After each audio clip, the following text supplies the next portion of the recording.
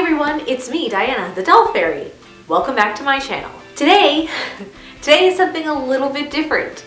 I know I say that a lot, but this one's actually different. In front of me here, I have a resin 3D printer sent to me by Elegoo. Elegoo produces some of the best known and most affordable resin 3D printers available today. They reached out to me inviting me to collaborate by printing a beautifully detailed figure created by the artist Jukka. They sent me the 3D files along with the Elegoo Mars 2 Pro Resin printer, the Elegoo Mercury curing machine, and a bottle of water washable resin. I'm really excited. I knew next to nothing about resin 3D printing before I started watching, before I saw Moonlight Jewel do it actually. Today I'm actually wearing my Moonlight Jewel hoodie, getting into the spirit of 3D printing. I do think this is going to be a little bit complicated to figure everything out and figure out where I'm going to set this up. So basically my goal right now is to just take it out and look at everything and see if there's like a manual in here that I can read through and prepare myself.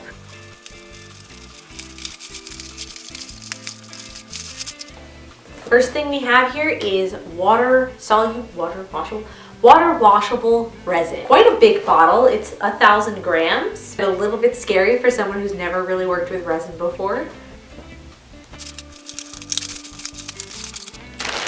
So here we have the curing machine, the Mercury curing box.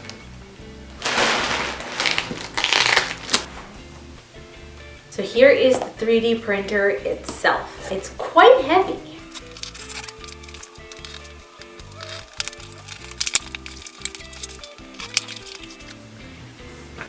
User manual. The FEP film. I don't know how to describe this to you, but I did watch videos, so I do kind of know what it is. Toolkit. So we've got like a scraper,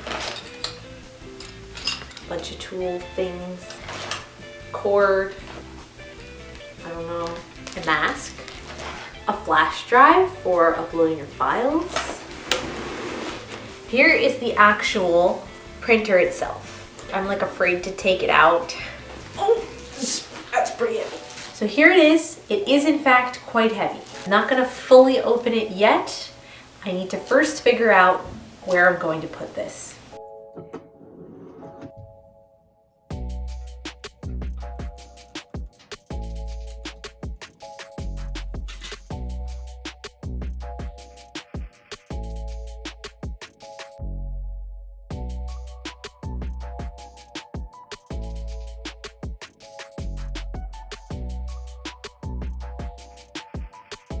Once I set up the printer itself, I leveled the build plate. If you'd like to learn more about how 3D resin printing works, I'm going to leave video links in the description below to some extremely helpful videos I found from other YouTubers who have a lot more experience than I do.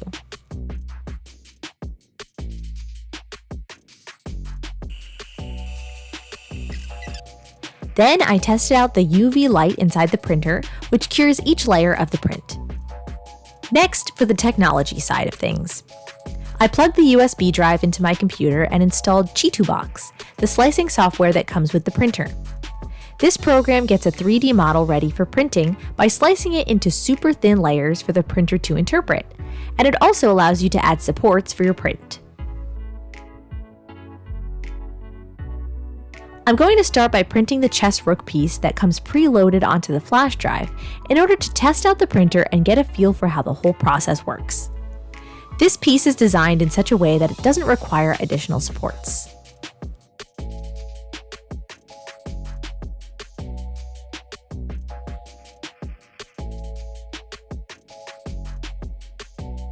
So I've finally gotten the printer out of the box and set up. I was really very nervous about it, so it took me a while to do it. But it's pretty much ready to go now. So I'm going to be using my respirator mask that I wear for spraying MSC just in case, just so I don't breathe in any resin fumes. And I'm gonna pour the resin in the printer. I'm gonna get it started. So this is pretty exciting. Nitrile gloves are also necessary to protect your skin from the uncured resin, which can be an irritant. Now for the moment of truth.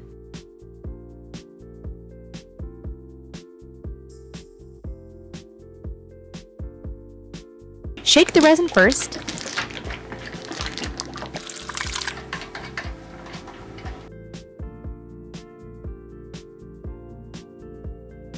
Then pour some into the vat and secure the vat.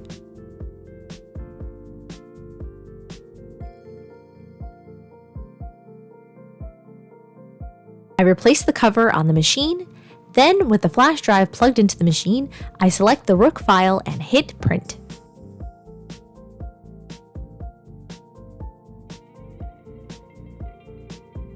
The build plate lowers itself into the vat and the first layer gets cured. On the screen, there is an estimate of how much time the print will take, as well as an image of the current layer.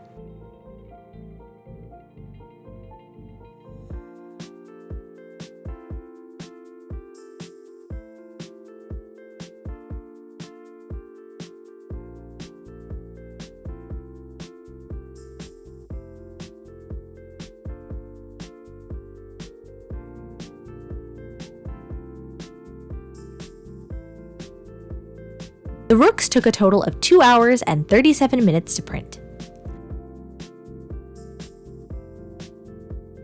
When they were finished, I secured the build plate at an angle and left the excess resin to drip off the plate and into the vat. That was surprisingly easy! Now for the cleanup and curing. We need to remove the build plate and use a scraper to take the prints off the plate. This was actually the hardest part for me. I was hesitant at first, not to mention I'm a bit of a weakling, so it took me a while to finally get the prints off the plate. Then I washed them off in regular water in a bin. It helps to use a paintbrush or toothbrush to remove any extra uncured resin.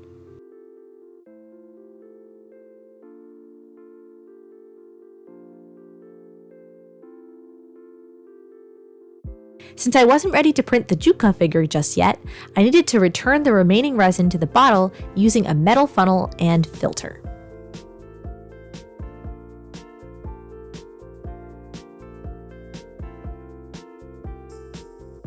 After washing the prints as well as the build plate and the vat, I leave the pieces to dry out for a while on a paper towel before curing them with the UV light in the curing machine.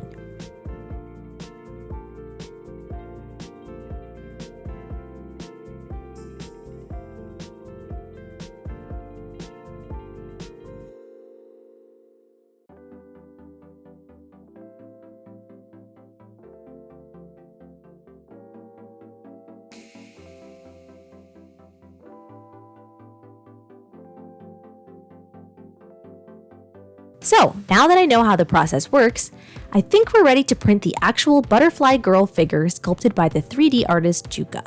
A link to their work is in the description as well if you want to check them out. I wasn't sure how best to place the supports on the model, so the Elegoo team graciously provided me with the file including supports.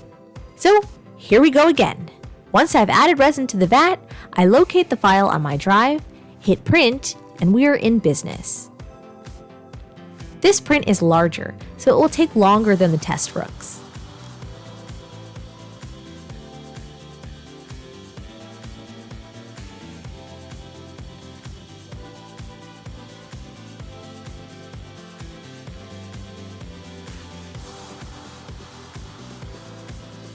It's so exciting to watch it slowly take shape. It really feels like it's creating something out of nothing at all. It's just the coolest thing.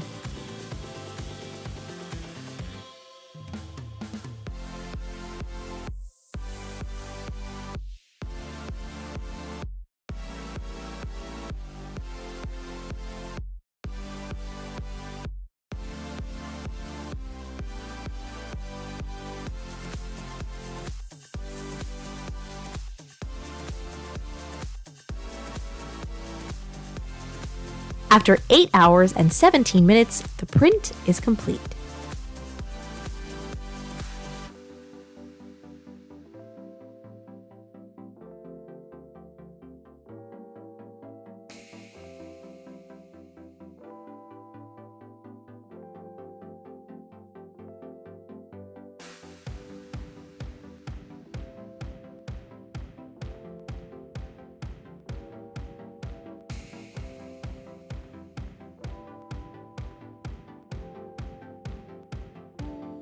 Again, the most challenging part of the process was removing the print from the build plate.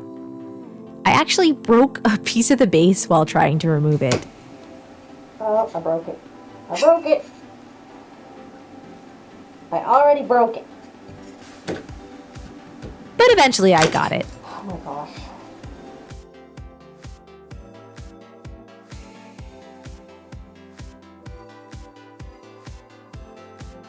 I cleaned the figure in water, and this time also used a misting spray bottle of water to help clean off the print.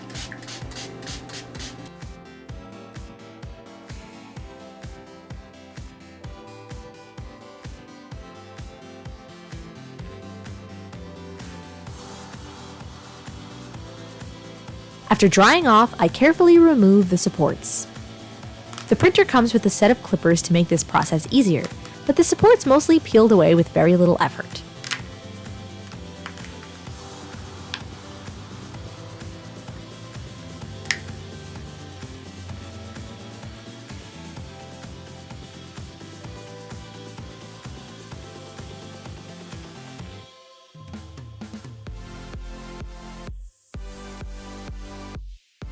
I'm not sure if the mercury curing machine is supposed to rotate. Mine didn't, so I simply turned the print in between curing it to make sure that the light hit all sides. It looks so pretty and glowy in there. Now our figure is ready to be painted. Before we move on to the painting, thank you again to Elegoo for sending me these products. And thank you to the sponsor of today's video, Skillshare. Skillshare is an online learning community with thousands of inspiring classes for creative and curious people like us. I first became interested in Skillshare when I learned from fellow creators that Skillshare could help me discover all the different forms of art I've always been curious about, but was too intimidated to try. Not only do Skillshare classes allow me to learn new things and experiment, but these classes also replenish my creative energy when I'm feeling burnt out or uninspired. Skillshare classes are for beginners, pros, dabblers, and masters, and include a combination of video lessons and a class project, along with feedback from a community of millions. Most of the classes on Skillshare are under 60 minutes with short lessons to fit any schedule, on topics including illustration, design, photography, video, fine art, freelancing and entrepreneurship, and so much more. Skillshare is ad-free, so you can stay in the zone while you're exploring new skills, and there are new premium classes launched every week. Since I have just started learning about the possibilities of 3D printing, I'm currently taking a class right now called From Sketch to Model, Designing for 3D Printing with Blender. The class is taught by Jessy Pickbrenner, who is a 3D jewelry artist and designer, who walks you through the design process from the original concept sketch to creating your vision in 3D in the open source software Blender. This class is perfect for beginners like me who want to learn the basic concepts in order to build upon those foundations with more challenging and complex projects down the line. And Jessy is so pleasant to listen to. I can't wait to try out these techniques for myself. I'm being 100% genuine when I tell you that I am so happy to work with Skillshare as a sponsor, because I truly believe that using the internet to connect people across the globe, to share what they know, to teach and to learn creative skills, I think that's the best thing to come out of this age of global technology, if you ask me. Right now, Skillshare is offering a special promotion. The first 1,000 people to use the link in my description box or my code TheDollFairy will get a 1-month free trial of Skillshare. I highly encourage you to click on the link and try out Skillshare today, and enjoy that feeling of infinite possibility that you get when you browse through their thousands of inspiring classes and realize that there is literally so much to learn and it's all at your fingertips. I love it. Now, I do not consider myself to be a skilled painter, and this process is a lot different from customizing a doll and using pastels and watercolor pencils to create a detailed face-up. But I do love painting miniature things for fun. So I don't think the finished product will look realistic in any way, but because the sculpting itself is so finely detailed, I think it will look very lovely if I use color to bring out the textures and patterns of the sculpt. I started with the skin. I probably should have primed the print with an opaque primer first, but the Elegoo team told me that it wasn't necessary to do that, so I just didn't do it. I was originally going to give this girl pale blonde hair with a white dress with turquoise and iridescent green accents. I just thought I'd go for a starlight-inspired palette, something celestial and light. But then I was looking at the sculpt and realizing that the outfit reminded me of a favorite character from my childhood, and that is Tamara from Princess Gwenevere and the Jewel Riders. Now, if you've watched my channel a lot, you may have heard me mention this 90s cartoon before because it's so dear to my heart. It actually comes up a lot. I was obsessed with it when I was like 5 or 6 years old. So I changed my mind and decided to paint the figurine as if she were a representation of Tamara instead, with bright pink hair and various greens in her outfit. I'm so happy I changed my mind because I always enjoy a project more when it's a character I care about or I'm connected to, instead of just going for, creating a pretty girl using pretty colors, Plus, painting with this bright pink color was so much fun. It just made the project much more of a joy to complete when I was creating a character that I adored in my childhood. Painting this figure was a little less straightforward than I expected though, because the sculpt is so detailed it wasn't always easy to get my paintbrush into the tight spaces. I managed though. The design makes so much more sense though in terms of a sculpt that doesn't require a ton of supports. The long pieces of hair support themselves by being attached to the back of her dress. It's really quite impressive, especially to someone who knows so little about sculpting 3D models.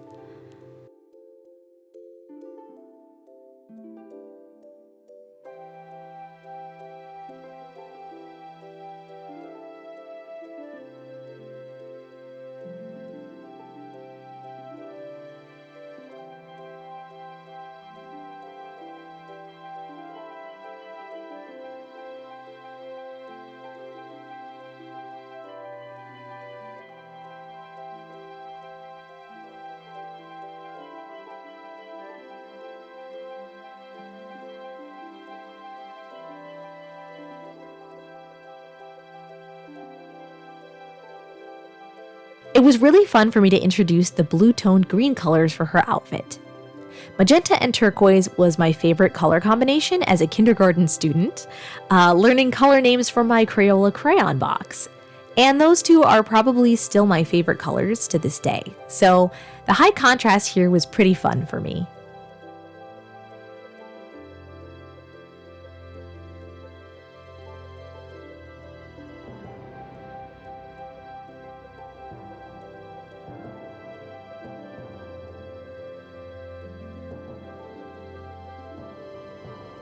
I painted her skirt in a lighter shade of turquoise, more of a mint.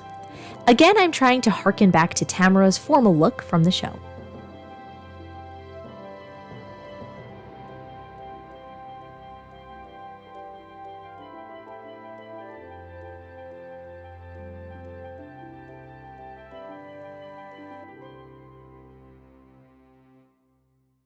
I go over the skirt with my color shift iridescent green to give it a magical sheen.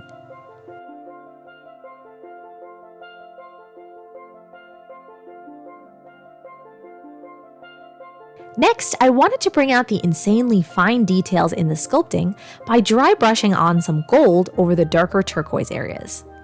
The texture of the quote-unquote fabrics here looks really gorgeous when some metallic paint is just gently brushed over it.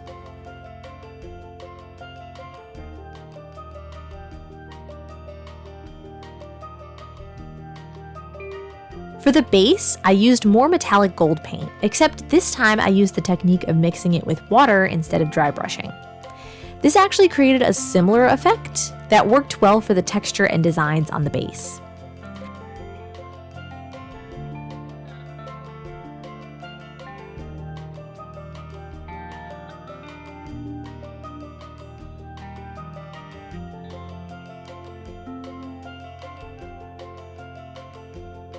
I also painted the border around the edges gold, and it looks really pretty like that.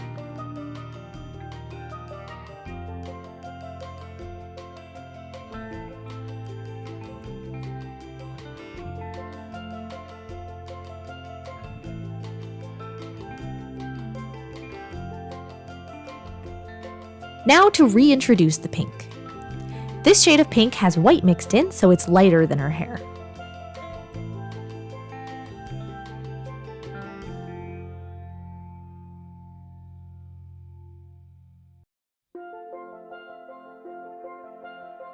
And I've been looking forward to this part, the skirt. Here I'm using my Color Shift metallic green paint diluted with water. I thought diluting it a bit would create a more translucent effect for the quote-unquote fabric. I also wanted the paint to sort of flow over the sculpted wrinkles in the fabric to make it look more real. I don't think the water technique worked all that well on this first coat, so after that I went over it again with more of the paint without diluting it too much, just concentrating on adding more pigment to areas where there would be a bit of shadow.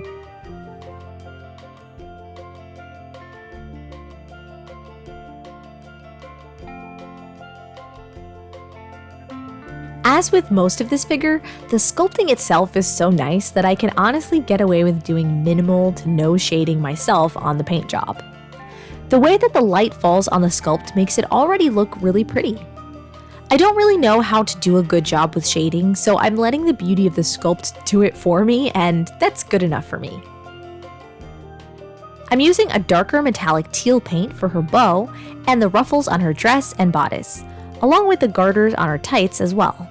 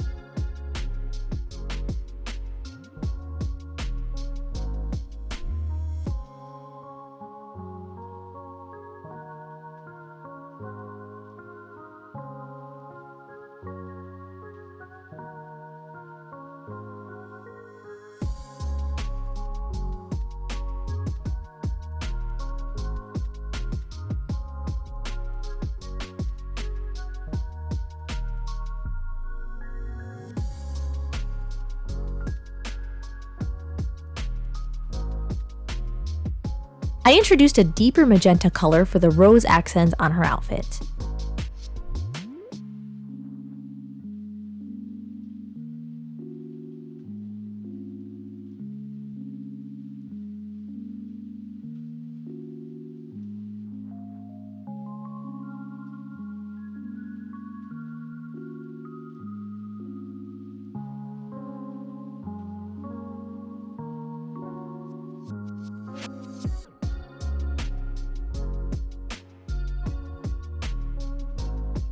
I thought I would try to add some highlights to her hair with a paler pink, but I quickly realized I didn't know how to do a good job with this and would probably end up messing up the work I had already done. So I just ended up using the light pink paint in a very watered down state to create a really subtle gradient on some of the strands. I think it's mostly too subtle to detect, to be honest. I was very afraid to mess up her face. It's so tiny, and the thinnest brush that I had was already pretty messed up and not very precise anymore. I somehow managed to paint her eyes and give her some very basic eyelashes, and I also added a bit of subtle pink to emphasize her lips.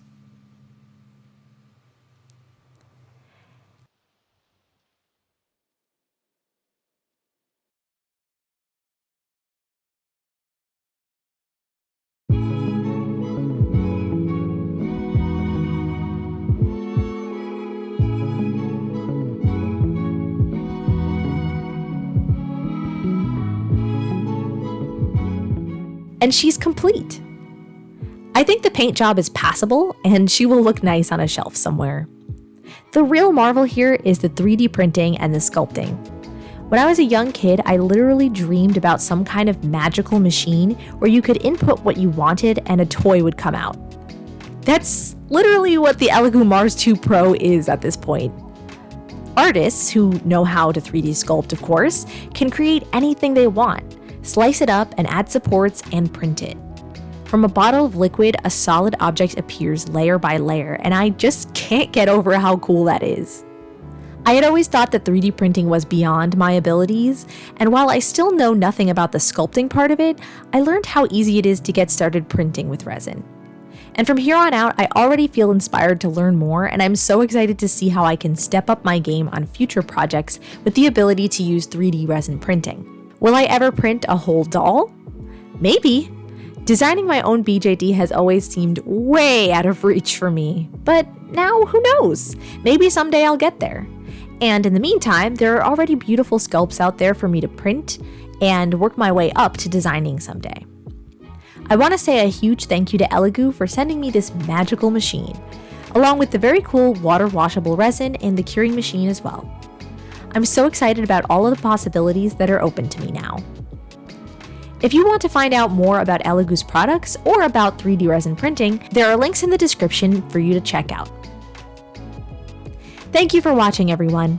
Next month's video is going to be something really special as long as I'm able to finish it in time, so please look forward to it. If you haven't subscribed to the Doll Fairy yet, I invite you to subscribe if you like content about dolls and art. And as always, thank you to my patrons whose support helps make all of the doll magic on this channel possible. If you enjoy my videos and would like to help me make more of them, check out Patreon. I'd also like to remind you that the Doll Fairy now has an official shop with apparel, accessories, charms, stickers, and lots of cool stuff for sale. I designed all of the merch on thedollfairy.com, so head over to check it out and sign up for the email list to find out the inside scoop about upcoming sales and events.